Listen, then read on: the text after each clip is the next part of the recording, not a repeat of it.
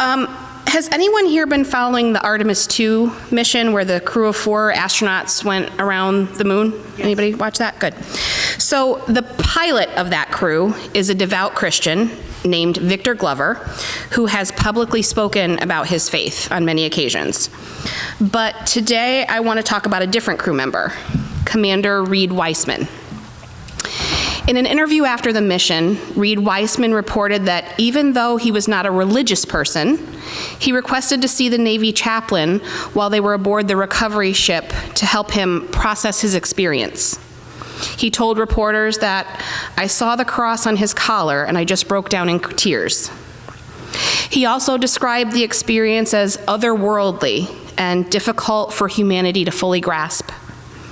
This breathtaking awe of a view that in God's creation sparked a spiritual reflection inside of him.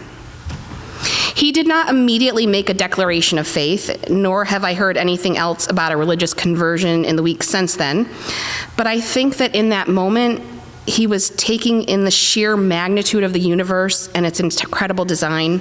A seed of wonder was planted in his heart. God sent him on a 695,000-mile journey just to ignite this piece of curiosity in him. So why did it take such a huge mission to plant such a tiny seed in this particular man? Well, I think it's all about perspective. Just as we all do, Reed saw miracles every day here on Earth.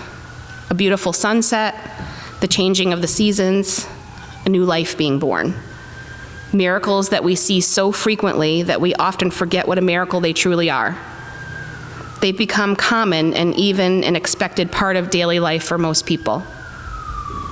But what if you had been blind your whole life and had just regained your sight? What might you think when looking up at a sky splashed with brilliant color as the sun gently slips below the horizon? Would it seem more significant to you then? Or what if you struggled with fertility for years? Maybe you were even told that you would never be able to have children. Then one day you were holding your newborn baby in your arms. Wouldn't that feel more like a miracle?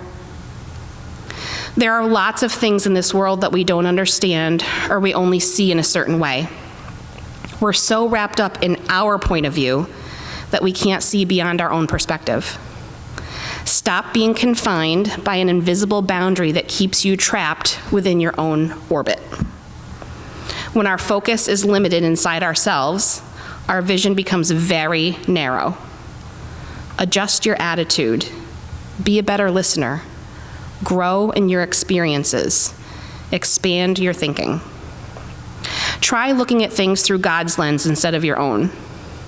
God reminds us in Isaiah 55:8-9, "For my thoughts are not your thoughts, neither are your ways my ways, declares the Lord. For as the heavens are higher than the earth, so are my ways higher than your ways, and my thoughts than your thoughts."